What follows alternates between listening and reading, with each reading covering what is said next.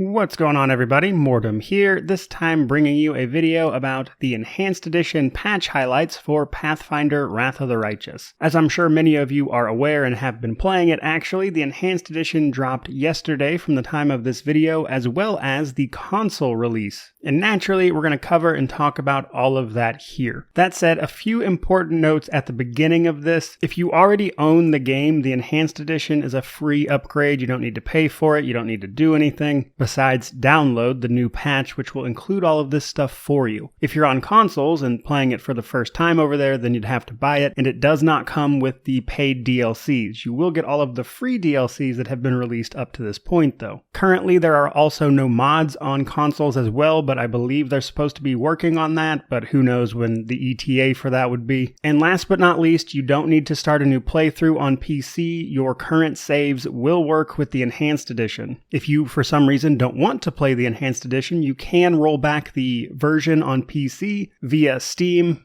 Going to the beta section of the game, you can choose to play the previous patch instead, should you so choose. But the Enhanced Edition is compatible with your saves. You can just play your current playthrough if you want.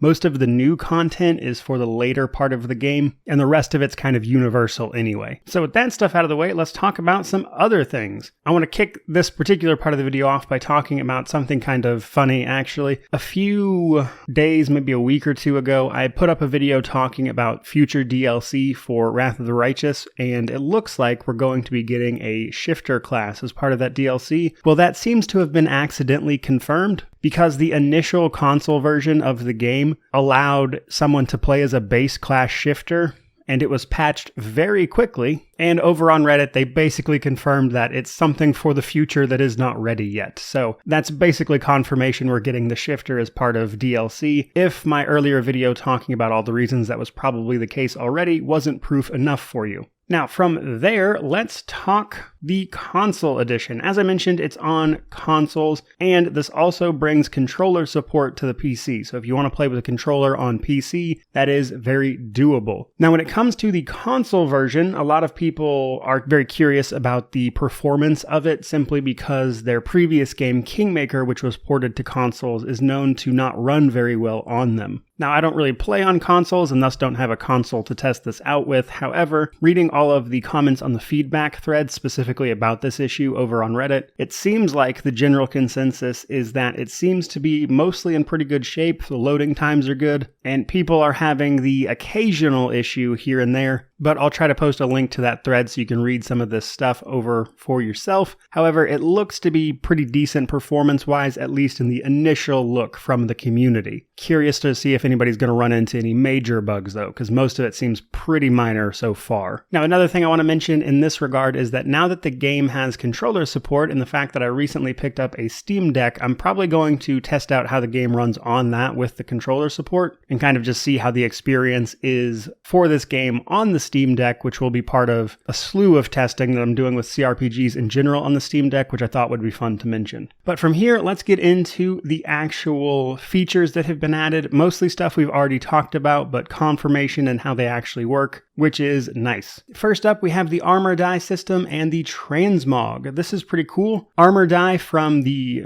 inventory screen, you can dye your armor to look different colors now. So, you actually have a character that looks on point, but you can also transmog your items now as well. This is available in Act 1 via a golem in PC, and then this golem is later delivered to your throne room in Dresden via an event that will allow you to transmog all of your armor. This is especially cool because a lot of the unique items in the game have actually really cool appearances, and now you can make your character look awesome. We also see the inventory search, which seems to be working pretty well, allows you to search your massive inventory of items for various things, and given the relatively small icons, a lot of which can look very similar, I think this is going to help a lot of people out. Change I'm personally very excited for is the enhanced battle log. So now the battle log will give detailed breakdowns of damage sources, where previously the game wasn't very upfront about the calculations that were happening behind the scenes, and it would give you more of just a general idea of the damage calculations specifically. But now that stuff is all kind of laid out bare for you, so you know exactly what is happening,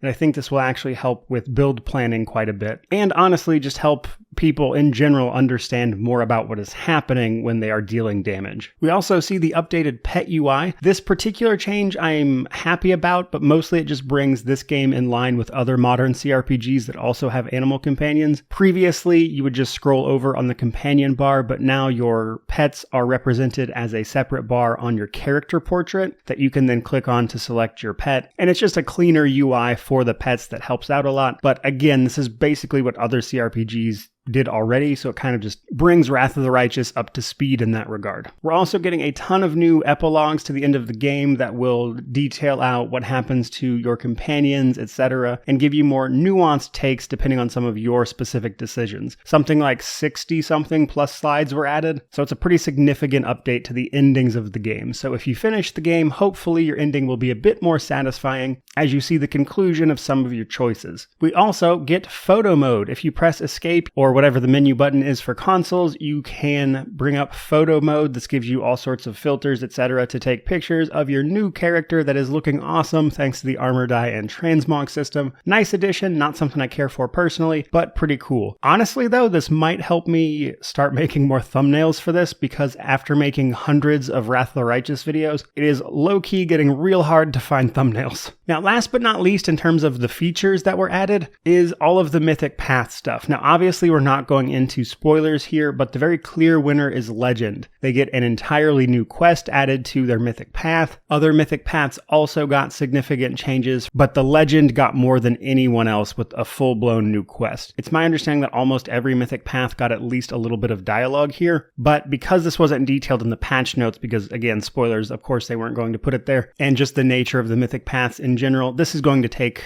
people a little while to nail down every single change, but significant changes to some of the late game Mythic Paths and some new options for the regular ones. Pretty cool to see, though I know a lot of people are disappointed they didn't really add anything new to the Gold Dragon, which didn't see any new content outside of potentially some of the new dialogues that they said were added with pretty much everything Mythic Path-wise, but nonetheless, some new content for the Mythic Paths. Now that brings us to the rest of the patch notes, and honestly, most of it is various miscellaneous bugs and visual fixes, which aren't very interesting, but I do think there are a few key things in the patch notes to know besides the Enhanced Edition features. And for starters, probably the spellbook and prestige class fixes. So several of the spellbooks that you could get from various classes by picking them, so basically that particular casting class's spellbook, when stacking with other things wasn't working correctly, such as the Dragon Disciple prestige class, other prestige classes in general, but Dragon Disciple probably being the biggest example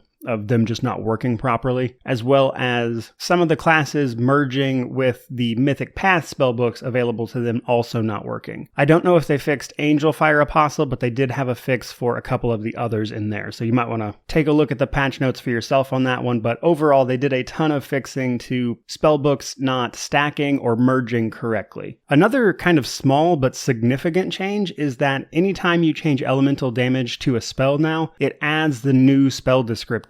So for instance, if I change a fire damage spell to cold now, it will gain the cold spell descriptor and lose the fire one. That is important for class features. Probably not going to change the game too much for anybody, but it's not an insignificant change, because spell descriptors are often what are used to give various spells their bonuses from feats and things like that. So to give a prime example, the Winter Witch Prestige class uses cold spells, so if you were to get the bonuses that class gets to cold spells and then change an elemental spell to cold damage via, say, an archetype or an item, for instance, that new spell would then gain the benefits from your cold spells, which is a bit niche overall, but a significant change to the way that particular thing works that will affect some people. But overall, again, honestly just kind of a niche thing that I don't think is going to affect too many builds overall, but an important change nonetheless. Last but not least, for the rest of the patch, we have various Midnight Isles DLC fixes. Nothing crazy out here. The only